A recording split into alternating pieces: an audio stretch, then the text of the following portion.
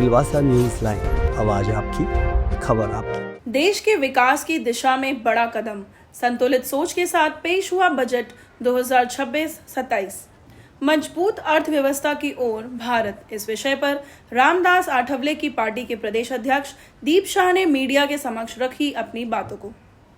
नमस्कार, आप देख रहे हैं सिलवासा न्यूज लाइन, आवाज आपकी, खबर आपकी। अब खबर है देश के बजट पर प्रतिक्रिया से। केंद्र सरकार द्वारा पेश किया गया भारतीय बजट 2026-27 एक संतुलित और दूरदर्शी बजट माना जा रहा है। इस बजट में ना तो जनता पर अनावश्यक बोझ डाला गया है और ना ही खोखली घोषणाएं की गई हैं, बल्कि यह बजट देश की अर्थव्यवस्था को स्थिर, सुरक्षित और मजबूत बनाने की दिशा में एक ठोस कदम है। जब दुनिया के कई देश आर्थिक अस्थिरता से जूझ रहे हैं, ऐसे समय में भारत की मजबूत और संतुलित अर्थव्यवस्था मोदी सरकार की दूरदर्शी नीतियों का परिणाम है। देखिए रामदास आठवले के पार्टी आरपीआई प्रदेश अध्यक्ष दीप शाह जी ने क्या कहा।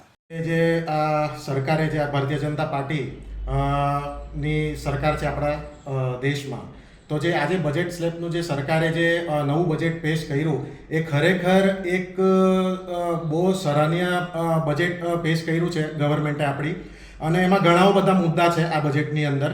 પણ જે સૌથી વધારે આકર્ષિત કરે મુદ્દો જે મને પર્સનલી જે લાગ્યો એ જે કેન્સરની જે દવા માટે જે સરકારે જે એમાં જે ઘટાડો કર્યો છે એ ખરેખર બહુ સરકારનું જે આમાં ધન્યવાદ માનવા જોઈએ આપણે સમસ્ત દેશવાસીઓએ, કે આજે આપણે જોઈ રહીએ કે આપણે આજે પ્રદેશ દાદરા નગર હવેલી દમણ દીવ છે કે આપણા આસપાસના પ્રદેશો છે, કેન્સર એક એવી બીમારી છે જેને લઈને બધા ગંભીર છે અને ધીરે ધીરે કેન્સર સમસ્ત દેશમાંની સાથે સાથે દુનિયામાં એક એનું વધારે કેન્સર ફેલાઈ રહ્યું છે. તો એ માટે જે સરકારે જે આ ઘટાડો કર્યો છે એમાં હું સરકારને અમારા રિપબ્લિકન પાર્ટી તરફથી હું સરકારને એમાં વેલકમ કરું છું અને ખૂબ ખૂબ અભિનંદન પાઠવું છું. ઘણા સમયથી દિલ્હી પણ જતા હોય છે, તમારા જે ઉપરના પ્રેસિડેન્ટ છે તેમને પણ મળતા હોય છે, તો પ્રદેશના એવા કંઈક મુદ્દા છે જેને તમે રજૂઆત કરવા માંગો છો કે અહીંયા કોઈ મોટો નેતા આવે છે એવું કંઈક છે તમારી પાર્ટી તરફથી, શું છે પ્લાનિંગ? હા, હું અત્યારે ફિલહાલ જ્યારથી મેં દાદરા નગર હવેલી અને દમણ દીવનો પ્રેસિડેન્ટ બન્યો છું રિપબ્લિકન પાર્ટીનો, એ પ્રેસિડેન્ટ બનવા પછી મેં દિલ્હી મારા 4 થી 5 વાર મને જવાનો મોકો મળ્યો. માનનીય કેન્દ્રીય મંત્રી રામદાસ આઠવલે જે રાજ્યસભાના સાંસદ પણ છે અને સોશિયલ જસ્ટિસ અને એમ્પાવરમેન્ટના મિનિસ્ટર પણ છે, તો ઘણીવાર સાહેબનું પર્સનલી આ પ્રદેશ માટે એક બહુ સોફ્ટ કોર્નર છે આઠવલે સાહેબને, અને જ્યારે પણ એમની સાથે મુલાકાત કરવાનો મને મોકો મળે ત્યારે સર સામેથી પૂછતા હોય છે કે પ્રદેશમાં શું ચાલી રહ્યું છે.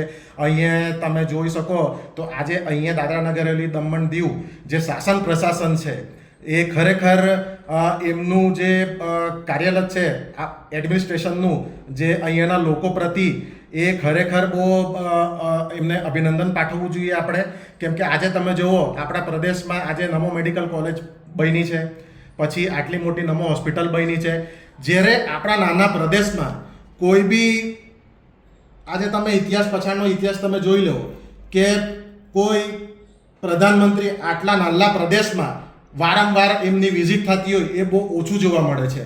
આજે પ્રધાનમંત્રીજી નરેન્દ્ર મોદી આપણા પ્રદેશમાં આવ્યા, અહીંયા તમે શિક્ષા જુઓ, તમે ટુરિઝમ જુઓ. આજે દમણ એક સમયમાં દમણની સ્થિતિ શું હતી ને આજે દમણની સ્થિતિ શું છે. સૌથી વધારે અગર આજે ટુરિસ્ટ હોય, આજે ગુજરાતના ટુરિસ્ટ હોય કે આ પ્રદેશના પ્રદેશ હોય, તો દમણમાં સૌથી વધારે ટુરિસ્ટોનો જમાવડો તમે જોઈ રહ્યા છો. તો એ ખરેખર એડમિનિસ્ટ્રેશનની સફળતા છે અને આપણા પ્રશાસક ને પ્રફુલભાઈ પટેલ એમનું જે એક માર્ગદર્શન છે અને એમની જે વિચારધારા છે આ પ્રદેશને લઈને એ ખરેખર બહુ સરાહનીય. इसी तरह आसपास की खबरों से बने रहने के लिए अगर आपने हमारे चैनल को अब तक सब्सक्राइब नहीं किया है तो अभी सब्सक्राइब करें। धन्यवाद।